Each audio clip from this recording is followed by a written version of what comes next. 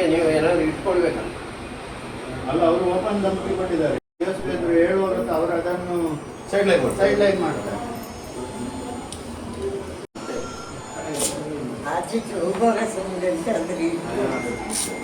ನಾನು ಮಂಜೇಶ್ವರ ಸಭೆ 4:00 ಅವರು ಸ್ಟಾರ್ಟ್ ಆದ ಕೂಡಲೇ ನೀವು ಹೇಳಿದ ಜನಗಳಲ್ಲೇ ಇತ್ತು ರೆಡಿಯಾಗಿ.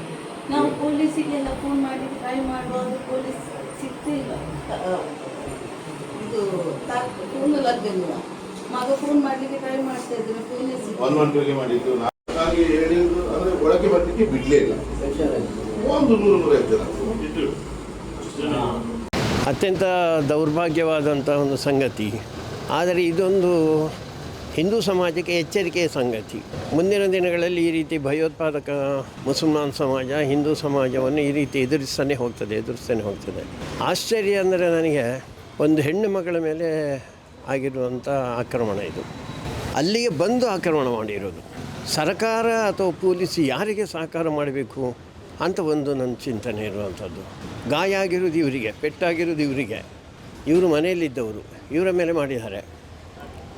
ಈಗ ನನಗೆ SP ಅವರ ಬಗ್ಗೆ ತುಂಬ ಗೌರವ ಇದೆ. ಅವರು ಇಲ್ಲಿ ಬಂದ ಮೇಲೆ ಮರಳು, ಆಮೇಲೆ ಕೋಳಿಕಟ್ಟ ಇಂಥದ್ದನ್ನೆಲ್ಲ ಮಾಡಿದ್ದಾರೆ. ಈಗ ಒಂದು ಸ್ವಲ್ಪ ಏನೋ ಮಾಡಲಿಕ್ಕೆ ಹೊರಟರು, ಆಮೇಲೆ ಸರಿಯಾಗೆಲ್ಲ ಮಾಡಿದ್ದಾರೆ. ಈಗ ಪ್ರಶ್ನೆ ಬಂದಿರುವಂಥದ್ದು, ಹೆಣ್ಣನ್ನು ರಕ್ಷಣೆ ಮಾಡುವುದು ಯಾರು? ಹೆಣ್ಣು ಕೂಡ ರಕ್ಷಣೆ ಮಾಡಲಿಕ್ಕೆ, ತನ್ನನ್ನು ತಾನು ರಕ್ಷಣೆ ಮಾಡಲಿಕ್ಕೆ, ಆತ್ಮರಕ್ಷಣೆ ಮಾಡಿಕೊಳ್ಳಿಕ್ಕೆ ಕೂಡ ಆಗದಂಥ ಒಂದು ವಾತಾವರಣ ಆಗಿದೆ. ಮಗನ ಮೇಲೆ 307 ಹಾಕಿದ್ದಾರೆ. ಮಗನ ಎದುರಿನಲ್ಲೇ ಅಮ್ಮನಿಗೆ ಬೈದಾಗ, ಅಮ್ಮನ ಮೇಲೆ ಆಕ್ರಮಣ ಮಾಡಲಿಕ್ಕೆ ಹೋದಾಗ ಮಗ ಏನು ಮಾಡಬೇಕು ಅಂತ ಹೇಳೋದಕ್ಕೆ ಒಂದು ಚಿಂತನೆ ಆಗಬೇಕು. ಗೊತ್ತಿಲ್ಲ ಸರ್ಕಾರದ ಕಾನೂನು ಏನಿದೆ ಅಂತ. ಸಾಮಾನ್ಯ ಜನ ಅವನೊಬ್ಬ ಗಂಡಸು ಆಗಿದ್ದರೆ, ಮಗ ಆಗಿದ್ದರೆ ಅಥವಾ ಮಗಳಾಗಿದ್ದರೆ, ತಾಯಿಗೆ ಅಥವಾ ತಂದೆಗೆ ಹೊಡಿತಾರೆ ಅಂತಾದಾಗ ಅವ ಸುಮ್ಮನೆ ಕೂತ್ಕೊಂಡ್ರೆ, ಇದು ಮಹಾಭಾರತದಲ್ಲಿ ಆಗಿದೆ ಅಲ್ಲ, ದ್ರೌಪದಿ ಸೀರೆ ಎಳೆಯುವಾಗ ಹೇಡಿಗಳಾಗೆ ಇವರು ಕೂತಿದ್ದಾರೆ ಅಂತ ನಾವು ಇವತ್ತಿನವರೇ ಕಥೆ ಹೋದು.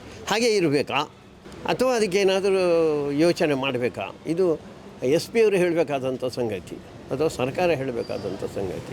ಅಷ್ಟೆಲ್ಲ ಆದ ಮೇಲೆ ಕೂಡ ಇವರ ಮೇಲೆ 307 ಹಾಕಿದ್ದಾರೆ.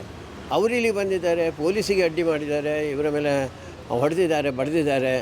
ಇವರ ಮೇಲೆ 307 ಹಾಕೋದಲ್ಲ, ಅವರ ಮೇಲೆ 307. ಇವರು ಆತ್ಮರಕ್ಷಣೆ ಮಾಡಿಕೊಂಡಿರೋದು ಅಷ್ಟೇ.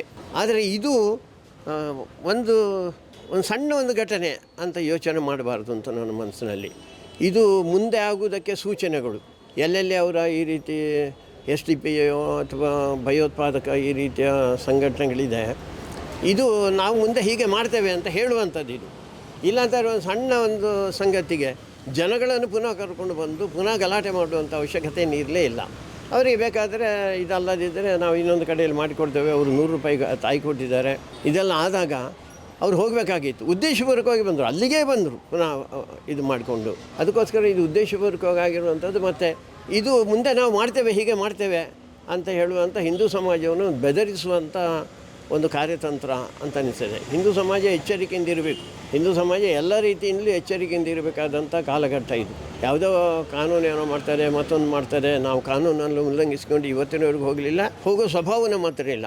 ಆದರೆ ಅವರೇ ಬಂದಾಗ ಏನು ಮಾಡಬೇಕು ಅಂತ ಹೇಳೋದನ್ನು ಹಿಂದೂ ಸಮಾಜ ಸ್ವಲ್ಪ ಎಚ್ಚರಿಕೆಯಿಂದ ಗಮನಿಸಬೇಕು ಅಂತ. ವಿಷಯ ಇಡೀ ಪುತ್ತೂರಿನ ಜನತೆ ಮೊನ್ನೆ ಬಂದಿಗೆ ಕರೆ ಕೊಟ್ಟಾಗ ಅಂದರೆ ಏನು ಅಂಗಡಿ ಹೋಗಿ ಹೇಳಲಿಲ್ಲ, ಈ ರೀತಿ ಆಗಿದೆ ಅಂತ ಹೇಳಿದಾಗ ಅದಕ್ಕೆ ಸ್ಪಂದಿಸಿದ ರೀತಿ ಅದು ತುಂಬ ಚೆನ್ನಾಗಿ. ಅಂದರೆ ಎಲ್ಲರಿಗೂ ಅನಿಸಿದೆ ಇದು.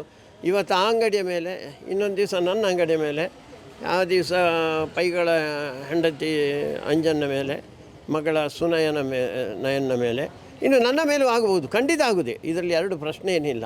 ಅದಕ್ಕೆ ಹಿಂದೂ ಸಮಾಜ ಎಚ್ಚರಿಕೆಯಲ್ಲಿರಬೇಕು ಅಂತ ನಾನು ಮತ್ತೆ ಹೇಳ್ತೇನೆ. ನಾವೇನು ಆಕ್ರಮಣಕ್ಕೆ ಹೋಗೋದಿಲ್ಲ. ಆಕ್ರಮಣ ಆದಾಗ ಏನು ಮಾಡಬೇಕು? ನಾವು ಹಾಗೆ ಓಡುವುದಾ? ಪಾಕಿಸ್ತಾನದಲ್ಲಿದ್ದಾಗೆ, ಬಾಂಗ್ಲಾದೇಶದಲ್ಲಿದ್ದಾಗೆ ಅವರು ಆಕ್ರಮಣ ಮಾಡ್ತಾ ಇರೋದು, ನಾವು ಓಡ್ತಾ ಇರೋದು ಎಲ್ಲಿಗೆ? ಓಡೋದು ನಮಗೆ ಓಡಲಿಕ್ಕೆ ಸಾಧ್ಯನೇ ಇಲ್ಲ ತಾನೇ.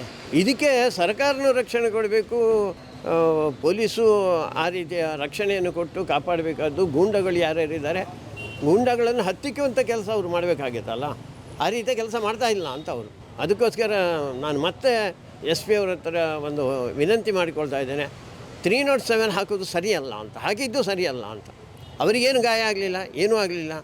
ಅಂಗಡಿಗೆ ಬಂದದ್ದವರನ್ನು ಹೊರಗೆ ದೂಡುವಂಥದ್ದು ಅದು ನಮ್ಮ ಜನ್ಮಸಿದ್ಧ ಹಕ್ಕು. ಅಂಗಡಿಯ ಮೇಲೆ ನಮ್ಮ ಮೇಲೆ ಆಕ್ರಮಣ ಮಾಡ್ತಾರೆ ಅಂತ ಆದರೆ ಅದು ನಮ್ಮ ವೈಯಕ್ತಿಕ ಹಕ್ಕು. ನಮಗೆ ಆ ಸ್ವಾತಂತ್ರ್ಯ ಇದೆ ನಮಗೆ.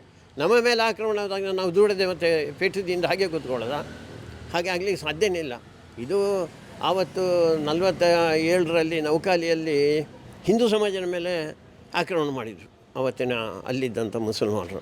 ಹೊಡೆದಾಟದ ಸಿಕ್ಕಾಪಟ್ಟೆ ಹೊಡೆದರು, ತಲ್ವಾರ್ನಲ್ಲಿ ಹೊಡೆದರು, ಕತ್ತರಿಸಿದರು, ಅತ್ಯಾಚಾರಗಳಾಯಿತು, ಹತ್ಯೆ ಆಯಿತು. ಆಗ ಅಲ್ಲಿದ್ದಂಥ ಹಿಂದೂ ಸಮಾಜ ಎದ್ದು ನಿಂತು ಇನ್ನೇನು ಮಾಡಲಿಕ್ಕೆ ಸಾಧ್ಯ, ನಾವು ಎದುರಿಸಬೇಕು ಅಂತ.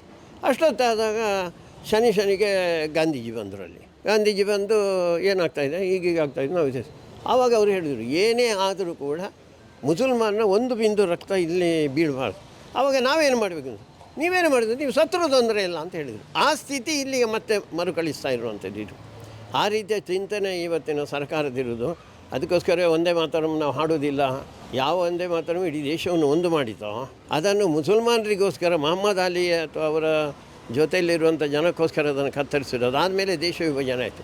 ಇವತ್ತು ಮತ್ತೆ ದೇಶ ವಿಭಜನೆಗೆ ಇವರು ಮಾಡ್ತಾ ಇರುವಂಥ. ಅದಕ್ಕೆ ಶಕ್ತಿ ತುಂಬಿಸಲಿಕ್ಕೋಸ್ಕರ ಇಲ್ಲಿದ್ದಂಥ ಒಂದಷ್ಟು ಜನ ಯಾರ್ಯಾರು ಪಾಕಿಸ್ತಾನದ ಪರವಾಗಿದ್ದಾರೋ ಅಥವಾ ಪಾಕಿಸ್ತಾನ ನಿರ್ಮಾಣ ಮಾಡಬೇಕು ಅಂತ ಹೇಳ್ತಾ ಇರುವಂಥದ್ದು ಅವರ ಒಂದು ಪ್ರಯತ್ನ ಈ ರೀತಿ ಆಗ್ತಾಯಿದೆ ಅಂತ. ಇದನ್ನು 100ಕ್ಕೆ 100 ಇದು ಖಂಡನೀಯ. ಇದು ಮಾಡಬಾರ್ದು. ಇದು ಎಲ್ಲ ಹಿಂದೂಗಳಿಗೆ ಒಂದು ಎಚ್ಚರಿಕೆ, ಸರ್ಕಾರಕ್ಕೆ ಎಚ್ಚರಿಕೆ, ಪೊಲೀಸರಿಗೆ ಎಚ್ಚರಿಕೆ. ಆದರೆ ಪೊಲೀಸರು ಇದರಲ್ಲಿ ಭಾರಿ ದೊಡ್ಡ ರೀತಿಯಲ್ಲಿ ತಪ್ಪು ಮಾಡಿದರು ಅಂತ ನನಗೆ ಅನಿಸ್ತಾ ಉಂಟು. ಒಳ್ಳೆಯ SP ಇದ್ದಾರೆ, ಅವರು ಇದನ್ನು ಸರಿ ಮಾಡಿಕೊಂಡು ಇವರ ಮೇಲೆ ಇದ್ದಂಥ 307 ತೆಗಿಬೇಕು ಅವರು.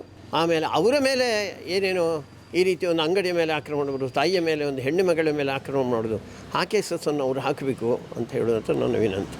31 ವ್ಯಕ್ತಿಗೆ ಪುತ್ತೂರು ಚಾಲೋ ಆಗೋಷ್ಟು ಗೊತ್ತಿಲ್ಲ ನನಗೆ ಮಾಡ್ತಾರೆ. ಮಾಡೋದಕ್ಕೆ ಅವರು ಅನುಮತಿ ಕೊಡಬೇಕು ಅಷ್ಟೇ. ಹಾಂ ಅಲ್ಲ, ಅದು ಕೊಡೋದಿಲ್ಲ ಅಂತ ಆ ರೀತಿ ಮಾಡಿದ್ರು ನೋಡಿ. ಅದರಲ್ಲಿ ತಮಾಷೆ ಅಂದರೆ ಅದೇ ದಿವಸ ಅವರು ಒಂದು ಕೇಳಿದ್ದಾರೆ. ಅದು ಯಾಕೆ ಕೇಳೋದು? ಅವರಿಗೆ ಯಾವುದಾದ್ರು ಬೇರೆ ಗಂಟೆ ಕೊಡಲಿ ಅಥವಾ ಬೇರೆ ರೂಟ್ ಕೊಡಲಿ ಅವರಿಗೆ. ಈ ರೀತಿ ಎಷ್ಟು ದಿವಸ ನಾಡ್ದು ಅವರ ಮೆರವಣಿಗೆ ಆಗುವಾಗ ನಾವೊಂದು ಅನುಮತಿ ಕೇಳಿದರೆ ಸರಿ ಹೋಗುತ್ತಾ? ಅದು ಈಗ ಅವರ ಧಾರ್ಮಿಕ ಮೆರವಣಿಗೆ ಮೊನ್ನೆ ಒಂದು ಆಯ್ತಲ್ಲ ಧಾರ್ಮಿಕ, ನಾವು ಆ ದಿವಸ ಒಂದು ಮೆರವಣಿಗೆ ಮಾಡ್ತೇವೆ ಅಂತ ಹೇಳಿದರೆ ಅದು ನಾವು ಕೇಳೋದು ಸರಿಯಾ ಅಥವಾ ಅದಕ್ಕೆ ಅವರ ಅನುಮತಿ ಕೊಡದೇ ಇರೋದು ಸರಿಯಾ? ಹೀಗೆ ಈ ಸಮಸ್ಯೆ ಬರ್ತದೆ ಅಂತ. ಅದಕ್ಕೋಸ್ಕರ ಇವತ್ತು ಇವರು ತಮಾಷೆಗೆ ನಮ್ಮನ್ನು ನಿಗ್ರಹಿಸಿ ಮಾಡ್ಬೋದು. ಮುಂದಿನ ನಮಗೆ ಗೊತ್ತಿದೆ ಅಲ್ಲ, ಅವರು ಮಾಡಿದಾಗೆ ನಮಗೆ ಮಾಡಲಿಕ್ಕೆ ಗೊತ್ತಿದೆ. ಮಾಡಬಾರ್ದು ಅಂತ ನಾವು ಒಂದು ಸೌಹಾರ್ದದಲ್ಲಿ ನಾವು ಬದುಕಬೇಕು ಅಂತ. ಸೌಹಾರ್ದ ಒಂದೇ ಹೊತ್ತಿಗೆ ಅಲ್ಲ, ಸೌಹಾರ್ದ ಹಿಂದೂಗಳು ಮಾತ್ರ ಸೌಹಾರ್ದಯುತವಾಗಿ ಇರಬೇಕು. ನಾವೇನು ಮಾಡಿದರೂ ಆಗ್ತದೆ ಅಂತ ಹೇಳುವಂಥದ್ದು ಆಗಬಾರ್ದು ಅಂತ. ಅದಕ್ಕೆ ಸೌಹಾರ್ದ ಅಂದರೆ ಇಬ್ಬರು ಸರಿಯಾಗಿರಬೇಕು ಅಂತ. ಅದಕ್ಕೆ ಸರಿಯಾಗಿ ಪೊಲೀಸರು ಇರಬೇಕು, ಸರ್ಕಾರನೂ ಇರಬೇಕು ಅಂತ. ಅಲ್ಪಸಂಖ್ಯಾತರ ಓಟಿಗೋಸ್ಕರ ಅವರನ್ನು ಮಾಡಿದರೆ ನಾಳೆ ಅವರೇ ಮುಳುಗಿ ಸರಿ. ಇದು ಭಸ್ಮಾಸುರನ ಕತೆ. ಭಸ್ಮಾಸುರ ಹೊರ ತೆಕ್ಕೊಂಡು ಆಮೇಲೆ ಅವರ ತಲೆ ಮೇಲೆ ಕೈ ಇಟ್ಟದ್ದು, ಇವರ ಮೇಲೆ ಕೈ ಇಡ್ತಾರೆ ಅವರು. ಪೊಲೀಸರು ಅದಕ್ಕೆ ಬಗ್ಗಬಾರ್ದು ಅಂತ. ಪೊಲೀಸರು ನ್ಯಾಯಯುತವಾಗಿರಬೇಕು ಅಂತ. ಇವತ್ತು ಪೊಲೀಸರು ಆ ಸರ್ಕಾರದ ಅಡಿಯಲ್ಲಿ ಇರ್ಬೋದು, ನಾಳೆ ಇನ್ನೊಂದು ಸರ್ಕಾರ ಬರ್ತದೆ, ಆವಾಗ ಏನು ಇವ್ರದ್ದು ಸ್ಥಿತಿ? ಅದಕ್ಕೆ ಪೊಲೀಸರು ಅವರದ್ದೇ ಒಂದು ಕಾನೂನಿದೆ, ನ್ಯಾಯ ಇದೆ, ಆ ನ್ಯಾಯಯುತವಾಗಿ ಅವರು ಇರಬೇಕು. ಇವರಲ್ಲಿ ಯಾರಲ್ಲಿ DSP ಅವರೇನೋ ಹೀಗೆ ಮಾಡಿ ಸರಿಯಲ್ಲ ಅಂತ ಕೇಳಿದಾಗ ಮಗಳು ಕೇಳಿದಂತೆ, ಅಲ್ಲ ನಿಮ್ಮ ಮನೆಯವರಿಗೆ ಮಾಡಿದರೆ ಏನು ದಮ್ಮೆ ಇಲ್ಲ ಅವರು. ಅವರ ಮನೆಯವರಿಗೆ ಬಂದಾಗ ಈ ಪ್ರಶ್ನೆ, ಈಗ ಅವರ ಹೆಂಡತಿ ಮೇಲೆ ಯಾರು ಬಂದು ಆಕ್ರಮಣ ಮಾಡಿದರು ಅಥವಾ ಮಗಳ ಬಗ್ಗೆ ಏನಾದ್ರು ಮಾತಾಡಿ ಅವಾಗ ಇವರೇನು ಮಾಡ್ತಾರೆ? ಒಂದು ಹೇಡಿಗಳಾಗಿ ಷಂಡರಾಗೆ ಕೂತ್ಕೊಳ್ಬೇಕು. ಅದಾಗೋದಿಲ್ಲ. ಷಂಡರಾಗಿ ಕೂತ್ಕೊಂಡು ಹೇಡಿಗಳಾಗಿ ಕೂತ್ಕೊಂಡು ಓಡಲಿಕ್ಕೆ ಇರೋರಲ್ಲ ನಾವು. ನಮಗೆ ಇದೊಂದೇ ನೆಲ ಇರೋದು, ಇದೊಂದೇ ಭೂಮಿ ಇರೋದು ನಮಗೆ. ಅದರ ಬಗ್ಗೆ ಯೋಚನೆ ಮಾಡಬೇಕು, ಎಲ್ಲರೂ ಯೋಚನೆ ಮಾಡಬೇಕು. ಹಿಂದೂಗಳು ಒಂದು ಕಡೆಯಲ್ಲಿ ಯೋಚನೆ ಮಾಡಬೇಕು, ಅವರು ಯೋಚನೆ ಮಾಡಬೇಕು. ನಾವು ಹೀಗೆ ಮಾಡಿದರೆ ಹಿಂದೂ ಸಮಾಜ ಸುಮ್ಮನೆ ಕೂತ್ಕೊಳ್ಳೋದಿಲ್ಲ, ಅದಂತೂ ನಿಶ್ಚಯ. ಅದು ಎಷ್ಟು ದಿವಸ ನಾವು ತಡ್ಕೊಳ್ಳುವುದು, ಅದು ಕಷ್ಟ. ಅದು ಮಾಡಬಾರ್ದು ಅವರು. ಅದಕ್ಕೆ ಪೊಲೀಸರು ಎಚ್ಚರಿಕೆಯಿಂದಿರಲಿ, ಹಿಂದೂ ಸಮಾಜವು ಇನ್ನಷ್ಟು ಎಚ್ಚರಿಕೊಳ್ಬೇಕು. ಮೊನ್ನೆ ಎಚ್ಚರಿಕೆಗೊಂಡದ್ದು ಭಾರಿ ಒಳ್ಳೆಯದಾಯಿತು. ಮೆರವಣಿಗೆ ಮಾಡ್ತಾರೆ ಅಂತ ನಾನು ಅದಕ್ಕೆ ಪೂರ್ತಿಯಾಗಿ ಬೆಂಬಲ. ಆ ಮೆರವಣಿಗೆಗೆ ಪೊಲೀಸರು ಅದಕ್ಕೆ ಅನುಮತಿ ಕೊಡಬೇಕು, ರಕ್ಷಣೆಯನ್ನು ಕೊಡಬೇಕು. ಸುದ್ದಿ ಚಾನಲ್, ಕ್ಷಣ ಕ್ಷಣದ ಸುದ್ದಿಗಾಗಿ. 60 ವರ್ಷಗಳಿಂದ ಶಿಕ್ಷಣ ಕ್ಷೇತ್ರದಲ್ಲಿ ಅಪೂರ್ವ ಸಾಧನೆ ಮೆರೆಯುತ್ತಾ ಸದೃಢ ವಿದ್ಯಾರ್ಥಿ ಶಕ್ತಿಗಳನ್ನು ಸಮಾಜಕ್ಕೆ ನೀಡುತ್ತಿರುವ ಪುತ್ತೂರಿನ ಏಕೈಕ ವಿದ್ಯಾಸಂಸ್ಥೆ ವಿವೇಕಾನಂದ ಪದವಿ ಪೂರ್ವ ಕಾಲೇಜು. 98% ಅಧಿಕ ಅಂಕಗಳನ್ನು ಪಡೆದಿರುವ ವಿದ್ಯಾರ್ಥಿಗಳಿಗೆ ಉಚಿತ ಶಿಕ್ಷಣ, ರಾಷ್ಟ್ರ ಅಂತಾರಾಷ್ಟ್ರೀಯ ಮಟ್ಟದ ಸಾಧಕ ವಿದ್ಯಾರ್ಥಿಗಳಿಗೆ ಶುಲ್ಕದಲ್ಲಿ ರಿಯಾಯಿತಿ, ಅನುಭವಿ ಅಧ್ಯಾಪಕ ವೃಂದ, ವಿಶಾಲವಾದ ಪ್ರಯೋಗಾಲಯ, ಗ್ರಂಥಾಲಯ, ನೀಟ್, ಜೆಇಇ, ಸಿಇಟಿ ಹಾಗೂ ಸಿಎ ಫೌಂಡೇಶನ್ ಕೋರ್ಸ್ಗಳಿಗೆ ತರಬೇತಿ, ಐಎಎಸ್, ಐಪಿಎಸ್ ನಂತಹ ಸ್ಪರ್ಧಾತ್ಮಕ ಪರೀಕ್ಷೆಗಳಿಗೆ ತರಬೇತಿ, ವಾಣಿಜ್ಯ ವಿಭಾಗದ ವಿದ್ಯಾರ್ಥಿಗಳಿಗಾಗಿ ಸಿಎಸ್ಇಇಟಿ ಹಾಗೂ ಸರ್ಟಿಫಿಕೇಟ್ ಕೋರ್ಸ್ಗಳಿಗೆ ತರಬೇತಿ, ವಿಕಸನ ಟಿವಿ ಹಾಗೂ radio Panchajanya 90.8 FM, college bus ವ್ಯವಸ್ಥೆ, ಕ್ರೀಡೆಗೆ ಒತ್ತು ಕೊಟ್ಟು ವಿಶಾಲವಾದ ಕ್ರೀಡಾಂಗಣ, ವಿದ್ಯಾರ್ಥಿನಿಯರಿಗಾಗಿ ಕಾಲೇಜ್ ಕ್ಯಾಂಪಸ್ನಲ್ಲೇ ಪ್ರತ್ಯೇಕ ವಸತಿ ನಿಲಯಗಳು, ಅರ್ಹ ಬಡ ಪ್ರತಿಭಾವಂತ ವಿದ್ಯಾರ್ಥಿಗಳಿಗಾಗಿ ಹಲವು ವಿದ್ಯಾರ್ಥಿ ವೇತನಗಳು, ರಾಷ್ಟ್ರ ಅಂತಾರಾಷ್ಟ್ರೀಯ ಮಟ್ಟದಲ್ಲಿ ವಿದ್ಯಾರ್ಥಿಗಳ ಸತತ ಸಾಧನೆ. ನಮ್ಮಲ್ಲಿ ಲಭ್ಯವಿರುವ ಕೋರ್ಸ್ಗಳು: ವಿಜ್ಞಾನ ವಿಭಾಗ, ಪಿಸಿಎಂಬಿ, ಪಿಸಿಎಂಸಿ, ಪಿಸಿಎಂಎಸ್, ಪಿಸಿಎಂಎ, ವಾಣಿಜ್ಯ ವಿಭಾಗ, ಎಸ್ಸಿಬಿಎ, ಎಸ್ಸಿಬಿಎ, ಇಸಿಬಿಎ, ಕಲಾ ವಿಭಾಗ, ಎಚ್ಇಪಿಎಸ್. ವಿವೇಕಾನಂದ ಪದವಿ ಪೂರ್ವ college, Nehru Nagar, Puttur. 8073700468, 8105072386. Website www.vivekanandapuc.com.